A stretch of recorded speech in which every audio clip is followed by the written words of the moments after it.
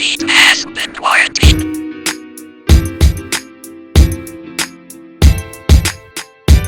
Good evening, everyone. Hey, this is Visually Speaking Podcast. I am your co-hosts, Shauna, here with Hi, I'm Kyle. and the lovely, Jasmine. and we are here tonight because we're going to interview Jasmine Young, right? Now Brown. Oh, Jasmine Brown! Ooh, congratulations! Congratulations. Thank you. Yes. So we're going to interview Ms. Jasmine Brown. She is the CEO and owner of Rhoda Generation, and of course, we're going to kind of dig in deep to all your little information. Okay. You know, It's all right. we're going to not get too deep, but deep enough. Okay. So, you want to get started with the first question? So the first question is more of a statement. Just tell us about yourself. Give us a little bit of your story. Then go straight into Rhoda, and then we'll go from there. Sure. So, Jasmine Brown. Say that name proudly. Say it proudly. Yeah. I got married last month, actually, on Valentine's Day. Wow. Very, very new, Yes, guys. very new. Wow, definitely very congratulations. Thank you. Yeah. So some of you all may not know, but I am originally from Milwaukee, Wisconsin, and May will be 9 years that I've been here in Raleigh, North Carolina. Wow. So I have my bachelor's degree in criminology and law studies, and that's from Marquette University. That's where Dwayne Wayne went. Okay. And I have a master's degree in mental health and wellness. Nice. And then I have my nonprofit, Rhoda Generation. That is my baby. And so I started it back in Wisconsin. And then when I moved here in 2016, I did, kind of cease it because I didn't feel like I had the bandwidth to keep up with my girls back home. But I did start it back here June 2018. Mm-hmm. So now I have Rhoda here, and it'll be 7 years in June. Nice. Yeah. So tell them, what does Rhoda stand for? Rhoda stands for Raising Humble, Obedient, Daring Adolescents. Nice. Mm-hmm. And so do you, are you geared towards mostly young women, or do you have young women and young men both? So it is a mentoring program for girls. Okay. And the ages are 12 to 18 years old. Mm-hmm. So we're focused on sisterhood, community service, and empowerment. Nice. Mm-hmm. Nice. So what are some of the things that you do with them? So monthly they'll have a session.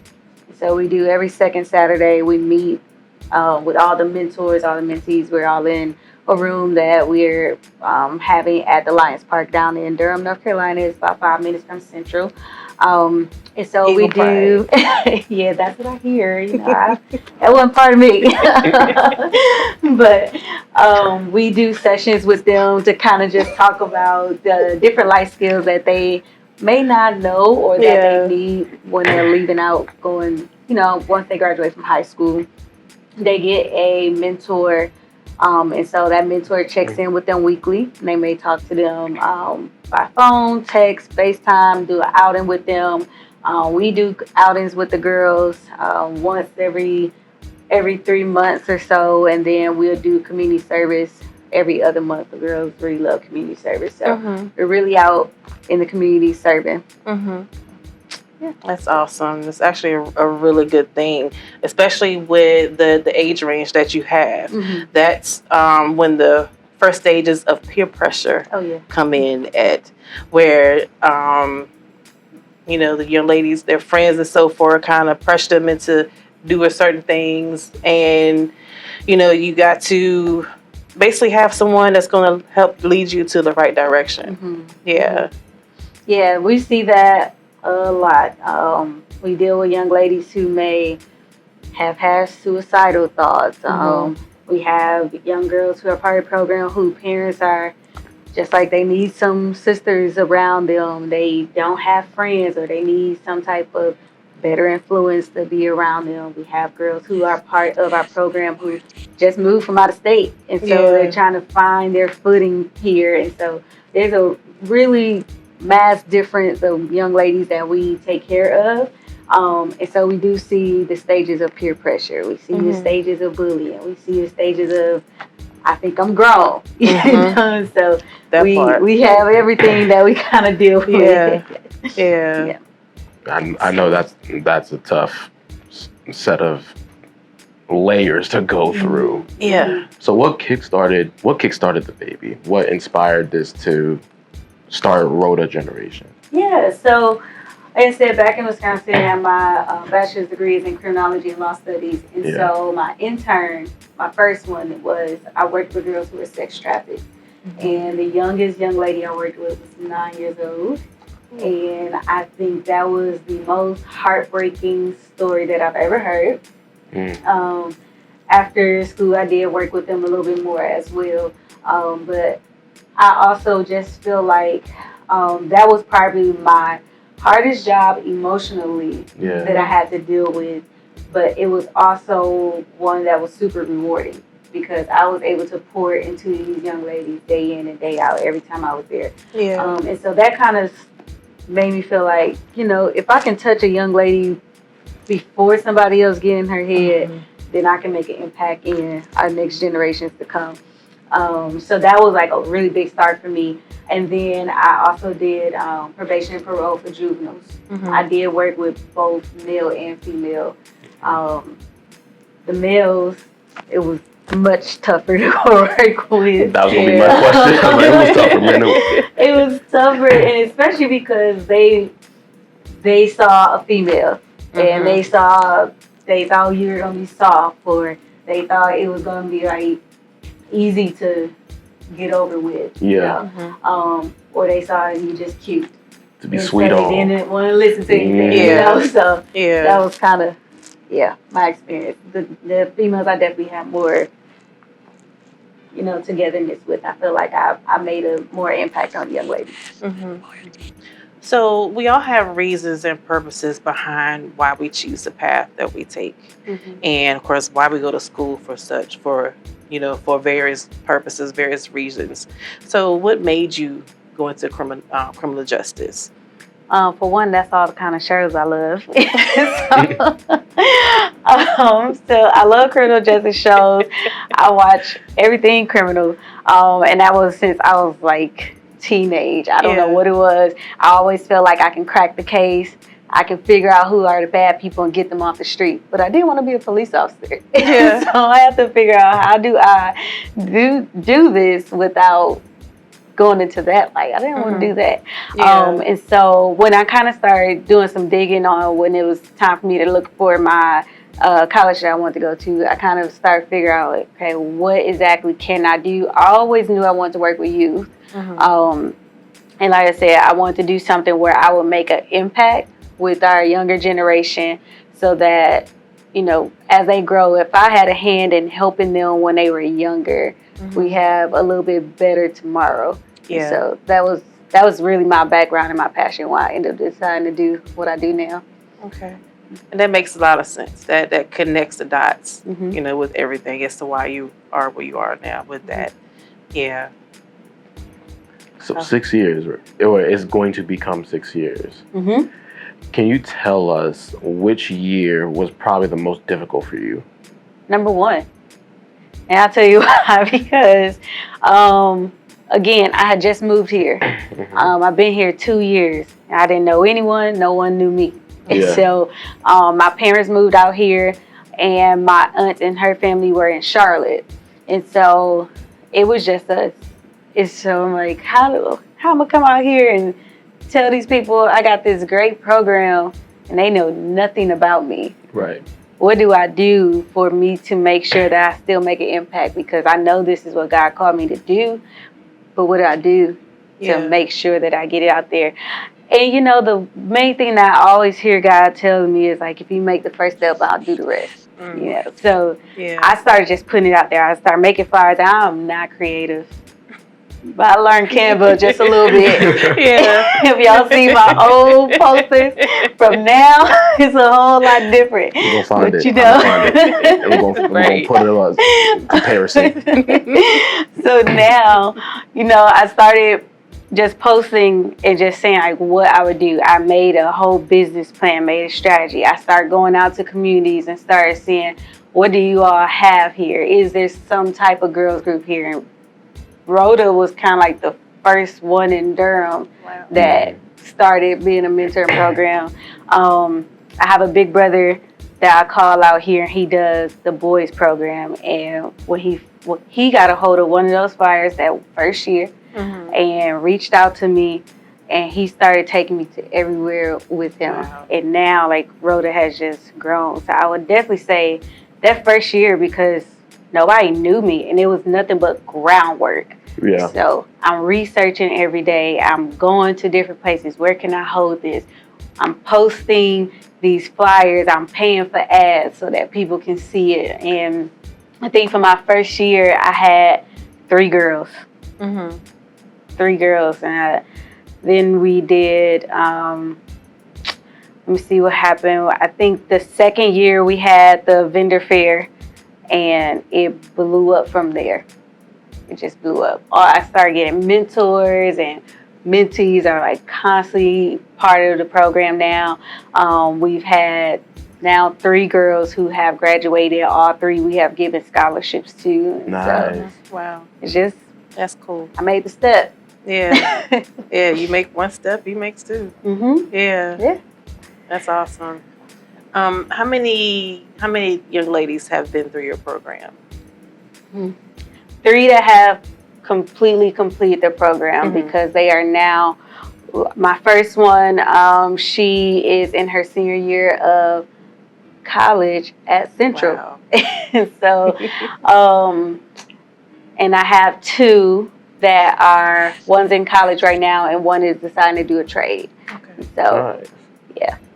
So you said 12 to 18, right? That's the main age group that you focus on. That's right. So once they hit 18, like what happens then? Like do they just close out the program and you just let them fly off on their own, or do they circle back to do like a mentorship program for the younger ladies, or how do you keep in contact with them, and what do you do with those who age out or branch out? So my first young lady, she saw my lifestyle and she started going to my church. So I still see her like all the time. Nice. I check in with her all the time. Even when she was first going to, like, her freshman year, I will randomly just go have lunch with her, go do breakfast. Like, I'm kind of just checking in. We did not have a program, and still don't technically have a program for when girls age out. But all of our mentors still stay connected to them. We're right now in the midst of, we're just talking to the board about how we want to take on the young ladies who are aging out. We're starting to do a gap program where we have 2 of our mentors who are just going to be focused on checking in on our girls, since now we are building that. Like, we are starting to have girls who are now aging out, going to college. And we don't ever want them to feel like just because they completed our program that they don't have us anymore. That's not the case. We'll always be here. You just may not be involved as much. They have the ability to be on part of like one of our committees that we have.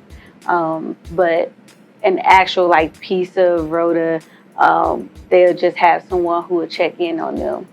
Okay. So I've been hearing a lot about how Rhoda and you are making an impact and making changes on these young women, which is phenomenal. My question though, how has Rhoda and these young girls impacted you? That's a great question. So you will hear, like, anybody who's really close to me, they know I pray for these girls every day, all day. That is part of my language. When they have been in trouble, I'm at home crying, or I'm rushing to their aid, to make sure that they know they have me. But the mentors are the same way. Like, they are being there for them. I think the impact they have on me is just simply showing how much love I can give. I think the other impact I would definitely say is it keeps me in line. Because anytime that I want to even think about, like, I want to give this up, I want to go do what I want to do, I want to go to the club, I want to go do this, I want to, it's like, nah, you got kids looking up to you. And so it really keeps me in line as well. Although that was never my life. Like I was never just kind of out there. Like I grew up in church. So my dad was a pastor before he moved here. Like that was my life. And I love church. I love God. I shout out to the river. That's where I go. But the impact they have on me is I know that they look up to me. So I'm always gonna stay in line so that they know you can live a great life and not have to wild out. You can have everything you want. You don't have to go steal for it. You can work hard for it. You can do what you need to do to make sure that you can obtain everything that you said you wanted. It's a strong sense of accountability. Oh, yeah. That's what it sounds like to me. Yeah. Absolutely. And in a way, it feels like you're, I don't want to say forced, but it kind of seems like you're kind of thrown into a position where you're constantly setting the example. Always. And I know that can be draining sometimes, but it can. Yeah. There's kind of some gratitude in there. Oh, yeah. Like self-gratitude. For sure. Yeah. That's what's up. So I do want to know, has there ever been, because it's about almost 6 years, I know I've been to one of your vendor fairs. I think I came on the second year. Phenomenal experience. Thank you. Absolutely. We'll circle back around that later. But I do, sticking to Rhoda Generation, the organization, has there ever been a testimony or a moment where either the kid has come to you or the parent of the child has come to you and just told you how much you've changed them? Has there been anyone that actually has stuck with you? Can you share that with us? Sure. You'll probably see this. It might be on our website somewhere, but so I do this thing where I do orientations for new mentees coming in, and I have the parents come on of the new mentee, and I have some of our mentees that's currently in the program. They're on there as well. Sometimes we'll get some parents that come on so that they can kind of have that new family that's coming in. They are able to kind of see there's some people that they're gonna be attached to. Yeah. This specific mom, she always comes on and she always talks about how her daughter was suicidal and someone from, I want to say Charlotte, had told her about my program. And she looked our program up and she was like, okay, I'm gonna put my daughter in. She put her daughter in, and I'm going to tell you right now, this is one of my girls who, she would come in session, she would put her headphones on, she would lay her head down. Wouldn't participate. And so I would make it my business that I would go sit by her. I would just hug her. Hey, you good today? What's going on? Yeah. She would talk to me, but she wouldn't open up to everybody else yet. Yeah. By that fourth time that she came, like, she became like this flower that blossomed. Wow. You know, she was with me for 4 years, and she's one of my ones that I just sent to college in South Carolina. And her mom is like super ecstatic. She even her mom, her daughter just turned 12, and she just put her in this program. So now we have 2 generations from the same mom. That's a testament of itself. Yeah. You know, like one of her daughters just completed, and her next daughter turned 12, put her right in the program. Yeah. But she speaks all the time how her daughter was suicidal. And because of this program, we have loved on her. We cared about her. We took her under our wing. We would just come get her. She would cry at night sometimes. And she would get so frustrated, and she knew that she can call on us. Yeah. And now she's in South Carolina in college. And, you know, I'm checking in. What's some grades like? Send me your test. Send me what's going on with the teachers. Like, what did you learn in this class? And now she wants to be a nurse. That was nothing that, you know, that we had thought about. And one of the reasons how she got that, one of my mentors is a nurse that I have on staff with me.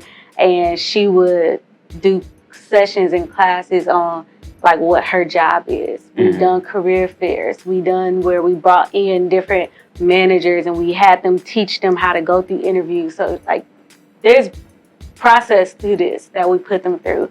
And she's doing amazing. Her mom screams Rhoda to the top of her lungs. She's always shared everything, you know, like to my girls. So let's segue into that because that was going to be my next question. What aside from what's known, from what everybody knows as the vendor fair, the annual vendor fair, which where I'm definitely going to give you this time and space to explore that and unpack that. But what other things do you guys do as an organization for these girls throughout the year? Like, is it just direct meetings? Do you guys do outings? Like, do you guys go some type of outdoor activity? Do you guys do any type of I don't know, some team formation type deals?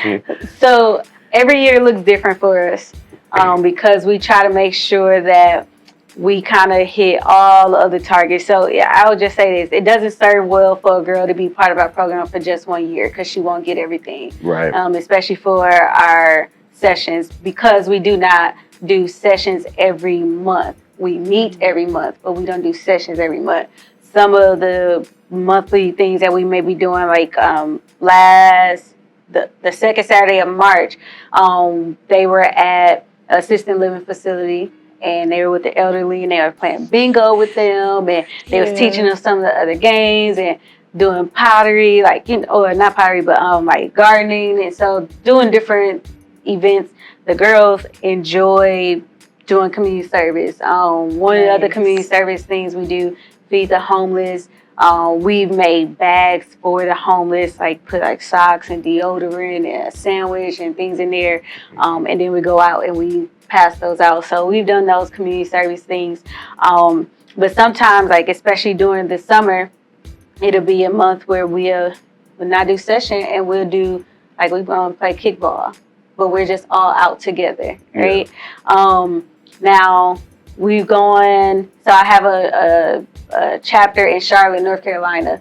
And last year I took some of the girls, we spent the night down in Charlotte. We went to a couple, like the outlets out there, went to a couple places out there, and then we went and did session with Charlotte, to bring some camaraderie together and sisterhood.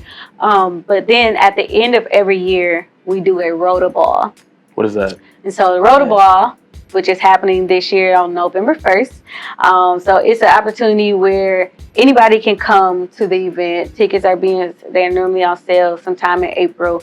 But we do tickets on sale. We have sponsorship letters. You get ads that you can put in.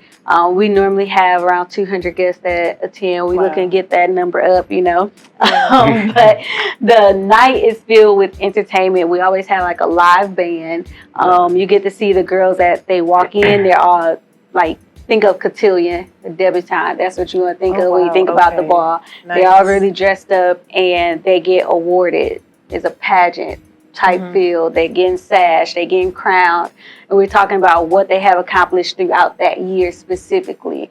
And so this is a time where the community, you get a chance to come in, that we have a nice caterer, the decorations are like out of this world. We spend some money on this night to make sure that you all feel like you're in a really nice place. We have a red carpet, we had a little backdrop, take a picture, it's a night where maybe a young lady may not experience before if she wasn't part of this program. And we are really honoring them. They getting glass trophies. It's not a little thing. It's a time where they are really, truly honored because we're proud of them for what they've done throughout that year. And so this is a time where the community gets to come in and they get to see truly who we are and what we do. So it's truly like the what is it called again? It's a ball. What is the official name you called it? We call it a Rhoda Ball. The Rhoda Ball. Okay, so it seems like the Rhoda Ball is like the encapsulation of the entire year, right? That is. That's correct. Okay. And so we now just opened up our third chapter. So we do have Durham, North Carolina, Charlotte, North Carolina, and we have Nashville, Tennessee. And so this is the first year where all three chapters will be coming together. What? Everybody's going to come in. And so where's it going to be at this year? It's going to be at the Sheraton Hotel in Durham. Okay. Yes. So it's going to be exciting.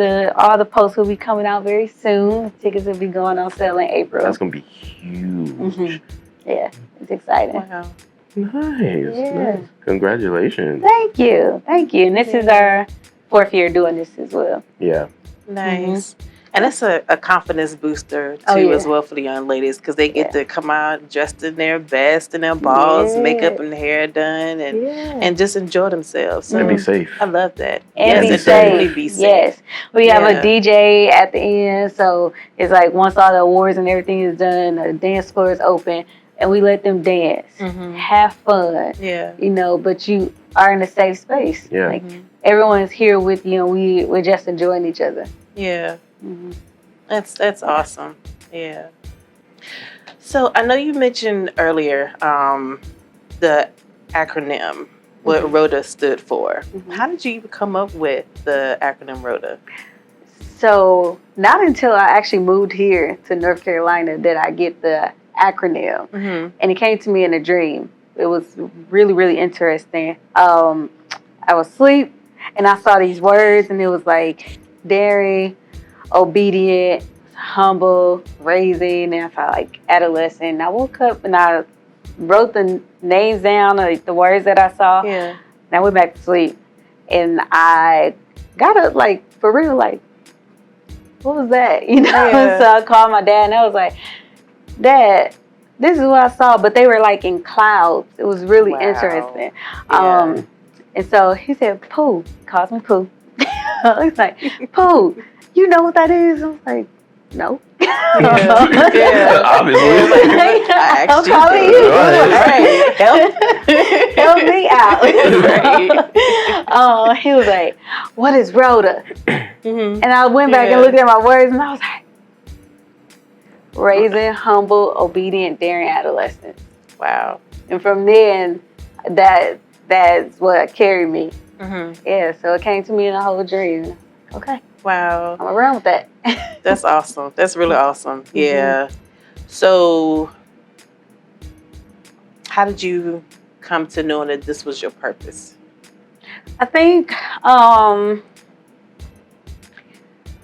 it goes back to when I was working with the young ladies who were sex trafficked, and how much I knew that I was pouring into them, and I could see their mind shifting.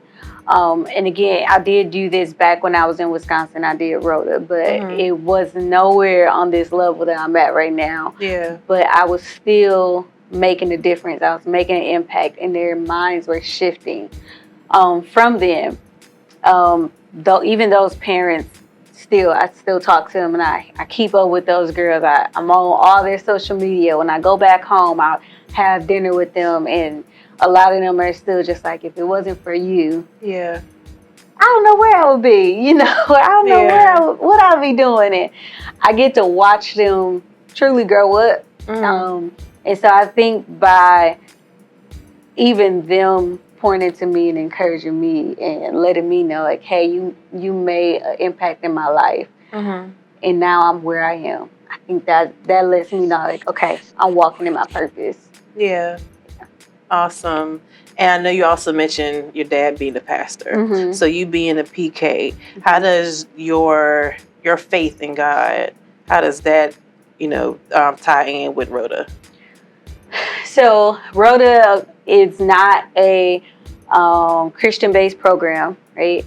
However, there are many principles that I share with the girls that are Christian-based. And I don't do this by pushing down scriptures, in their throat or anything. Like, it's kind of like how I go back to saying, like, it's my lifestyle and how I show what I am and who I am.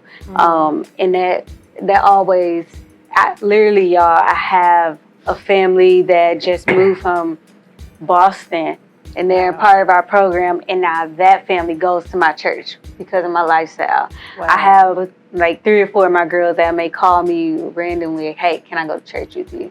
And I continuously bring them. It's my lifestyle. It's how I am. And, I would be ashamed if I said, like, I never had thought about, God, what are we doing? Or if I'm getting stuck in a space where I'm like, we're not getting enough of this, or we're not getting enough of this, or, and I get a little shaky. I would be, that'll be a lie. Yeah. You know. Absolutely. So it definitely keeps me on my knees, and I'm always constantly praying. I'm just like, I can say to God, like, God, I need this financially for Rhoda, or I need this type of person to come into Rhoda to help me in this side, and with the quickness is like this. Wow. And that's how I always know, like, I truly, still back to your question, I'm still in my purpose because he'll come back and answer right away. Yeah. It doesn't miss a beat. Yeah. Mm-hmm. So, and I know having a nonprofit, you know, is very, very costly. Mm-hmm. Although it is a nonprofit, it's very costly. So the faith that you have, you know that whatever you need, like you were saying, whatever you need is going to come to pass. It has to. Yeah. Because he told me this is what you're supposed to do. Yeah. Yeah. Yeah. So we have, of course, we do find fundraisers. My program is free to be a part of. The only thing you girls may pay for are their T-shirts, which we wear every time we go out and do community service. And they're $22. It's not much. We have one of the mentors that actually does them. She gets no profit from it. She's like, I just need the price and the, so I can provide it for them and make it. And we are grateful for that. That she does that for them, but outside of that program is free. And so we are fundraising, we're asking for donations, we're asking for sponsorships. When we do these scholarships to those girls, that's our mentors. We putting in money, we're helping and making sure that these girls succeed. And so anytime the community, gives to us, it's going right back into them. Yeah. Awesome. And you also have on your website where people can go in, and there's a sponsorship spot where they can go and they can donate there. Yep, on our website there's a donation button. We also have PayPal, we have Cash App, we have Venmo, we have our account. Yeah. They can write a check. Right, that part. Yeah. So also, kind of something you have to give back to the girls, and I think this is pretty awesome. You give them a scholarship for college. We do. Yeah. So talk about that. Right? $500. That's crazy. We've done $500 for our 3 young ladies so far that has gone through our program. And so my goal is in the next 2 or 3 years, I would love to be able to increase that. Even if it's just a $750 to $1,000, what have you, I want to be able to increase that amount. But we do it. We do it we don't miss a beat. But that little bit, about 500 go a long way. Yeah, I've been to college. I've been taking that one. Yeah, it's helpful for sure. Yeah. And some parents have asked us like, hey, how can we use this scholarship? We just tell them as long as it's going towards school. So one of our parents kind of dressed their whole dorm room, and I was like, nice. This is great. They'll always think of us because we dressed their dorm room. You know? So I love that for them. So yeah, I love it for them as well. That's pretty amazing. Yeah. So what are what exactly would you say are like the top values, like 3 to 5, right? The top values you want to, or you hope to instill in these kids?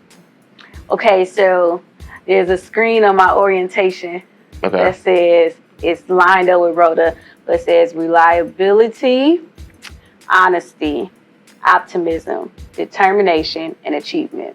Those are our core values. Okay. Wow. That's nice. I remember that. So what would you say are some of the things that you have to teach throughout the year? So one thing that we definitely teach every single year, like you cannot go a year without teaching this. Financial literacy. Unpack it. Within financial literacy, we teach them how to write checks, because we find out that checks may not be as used right now in this day and age, but you'll come across it, and you need to know how to read it, how to balance that checkbook. You need to know how to write it if you have to do that. And so financial literacy, doing the checkbooks, we go through how to save. We talk about rent. We talk about mortgage. We talk about that interest rate. We talk about interest on credit cards. We talk about how to use credit cards. Don't get a credit card when you go to college because they will try to get you with trap you real quickness. quick. Oh, you turn 18, you can get a credit card. So we definitely talk about all of that. We do this life stimulation when we do our financial literacy. The first session we'll really kind of teach some things on finances, but that second session is my favorite. Each girl will come up and they'll get a sheet that has a career on there, how much they make. Yeah. It'll say if they got a child, if they got 2-3 kids, what type of vehicle they have, what's that rent like. It'll have on there the option to get cable, internet, what's your cell phone bill. So they have the option to kind of choose which ones they want. So then they get that sheet. There's different stations we put in the room. And sometimes randomly you can be walking by and they'll give you a sheet and it'll say that your tire just blew. Ooh. It may tell you may just got a bonus at work. You know, and so there's different real life stimulation that we put them through. And now they have to learn how to budget. They have to learn how to, if they able to save, they got to pick their apartments, pick the housing. Like there's things that we try to make sure that we put it in real perspective for them so that when they leave out, they're clueless. Already equipped. They're equipped with this. They're equipped. They're ready for it. Right. And so financial literacy is a big one. And I will also say the other one, because I deal with all girls, a lot of things happen in their bodies. And so I have a nurse that's on staff with me, so she normally kind of goes through all of those things. We have young ladies who are not really sure of what like a cycle may look like. What are different parts of that? What are colors? All the the in-depth things, and we don't sugarcoat it. We make sure that the parents are aware that, hey, this is the topic we're going over today. This is what they're going to see. We got the pictures, we talking about everything. But this is to make sure that, first of all, you're in a safe place because parents are not allowed in our sessions. But I do have, to be clear, guys, I have therapists, I have social workers, I have nurses who are part of my staff who are in those rooms with us. And so we are able to have these conversations and we let them ask the questions, and no question is crazy. You're learning your body, you're learning life, for whatever session we're talking about. But those are two that we make sure that we go through every year, no matter what. Yeah. Love that. Yeah. I know that they're grateful to be able to have that open space with open communication where they can talk. And they can feel, again, safe with talking and discussing and not have to hold back. Yeah, I think that's a really, really great thing. Yeah. It can be very interesting because there's a session that is probably the hardest session that I do, and it talks about emotions. Wow. And we put big sticky paper all around the walls with different emotions on there. And you write on there anonymously, when have you felt that emotion? And we talk about it. We have lonely, we talk about anger. And the things that come out of it, I think every time I've done this session, somebody's in there crying. Yeah. But they're releasing, definitely one of my sessions that I may go home drained. I can imagine. Yeah. I'm definitely probably drained, and I'm like, I just want to eat, and I'm going to go lay down. But they safe. Yeah. And we also equip their parents with resources, especially after a session like that. So they may have something that they go home with a sheet that says therapists and that we know or that are good for them. Take insurance. We try to do our due diligence and give the parents everything that they need, or we'll give them some questions and answers that they can talk to their girls about afterwards, so that they can continue that conversation. That's what's up. That's great. Yeah. Wow. Yeah. Okay, so I had to circle back here. Okay. The vendor fair. Yeah. The big thing I know I know about Rhoda is the vendor fair. Mhm. I know because Absolutely. that's how I learned about y'all. Mhm. Yeah. Let's talk about the vendor fair. Yeah. So the vendor fair, we normally have, I think the least amount of vendors I've ever had was 50. So we always do a big number of 50 or more vendors that we have. This is an opportunity where small businesses are able to showcase their business out to the community. Mhm. I think my favorite part though is I have some mentees who become entrepreneurs and we get a chance to put them in that vendor fair. That's awesome. And so I think every year that we have done this, I've had at least 3 or 4 mentees who have showcased their business. They continuously do the vendor fair every year. They get customers and they have continuous customers now. And so it's one of my pride and joys because I feel like, oh, I had a part of that. I helped make that. I helped saw you in your dream and now it's coming alive. And so, of course, one of my biggest things I always tell my mentors too is, you know, we see our mentees that have their booths, we go by.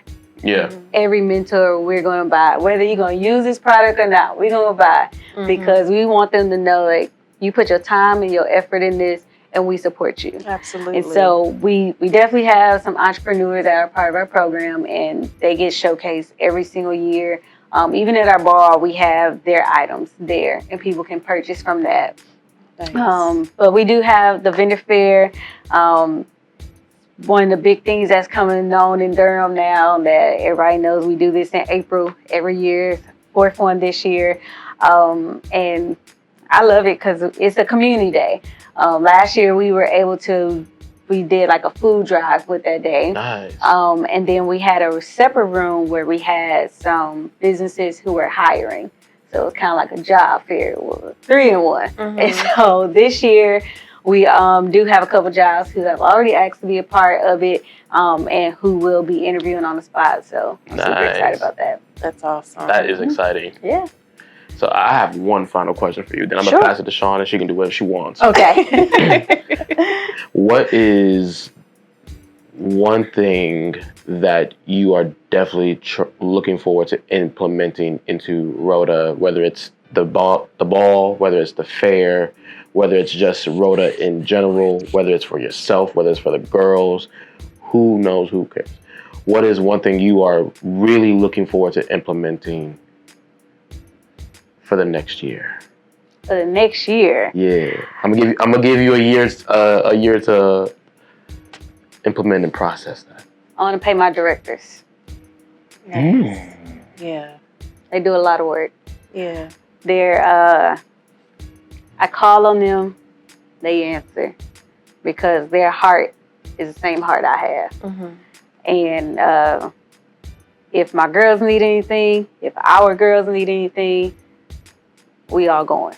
Yeah. You know, we full force. So I would definitely say in the next year, I want to pay my directors. Yeah. Love that. Shauna? Nice. I really love that because they're deserving too. They are. Absolutely. They're putting little blood, sweat, and tears Absolutely. in that as well. Yeah. Yeah. Meeting times. We were meeting on Sunday. And, you know, Sundays are normally my chill days. After church, I want to just eat, go home, rest, be with my family. But if I need a meeting, they're like, okay, come on, we got this. Yeah. We got work to do for Rhoda. So they're ready to roll too. Like so. Asking them to share their time is so valuable. Sharing time itself is so valuable. Yeah. Yes. Yeah. And you're already coming on those Saturdays with me. Right. You have your own mentees that I have you over. So my extra time that I'm asking for, like you still giving it, they deserve to be paid. Yeah. Definitely. So 5 years from now, what is your outlook 5 years from now? Let's see, I got 3 chapters open right now. I would love to have at least 3 more in 3 different states. So yeah, my long-term goal is to have a Rhoda in every state. That'll happen. It will. Yeah. Will happen, yeah. He showed it to me. Wow. Yeah. That's cool. And I'm grateful And I know I'm not part of your program, but I feel like I'm grateful that there are young ladies who have this opportunity to be a part of your program. Do you need any other mentors? We do. Okay. We are always accepting mentors. Right now, my Charlotte chapter is on the wait list because they have so many mentees that have signed up, and we took them in. And so we definitely get some more mentors in the Charlotte, but we reached that now with Durham too. We have close to 30 girls, and we need more mentors. So okay. Okay, and if the audience, if they want to reach out to you, where can they reach you at? Our website is Rhoda, RHODA, generation.org. So they can always reach us there. We can go on Instagram, Facebook, or TikTok. And come see us on all of them and type in Rhoda Generation. You'll find us. Awesome. Well, we want to thank you for coming down and sitting and talking with us. Yeah, I thank you guys for having me. Anytime. This was fun. It was fun. It was great. Yes. So, guys, this is, of course, our season 2, our second interview of season 2 of Visually Speaking podcast. We hope that you come and, of course, take a look at all of our shorts that we put out on Instagram and on Facebook. Make sure you go to our YouTube channel, Visually Speaking. And again, this is your hostess with the mostest, Shauna, here with... Hey, Kyle. And the lovely Jasmine Brown. With Rhoda Generation. Again, we thank you. Thank you guys so much for having me. Absolutely. Absolutely. And that's a wrap.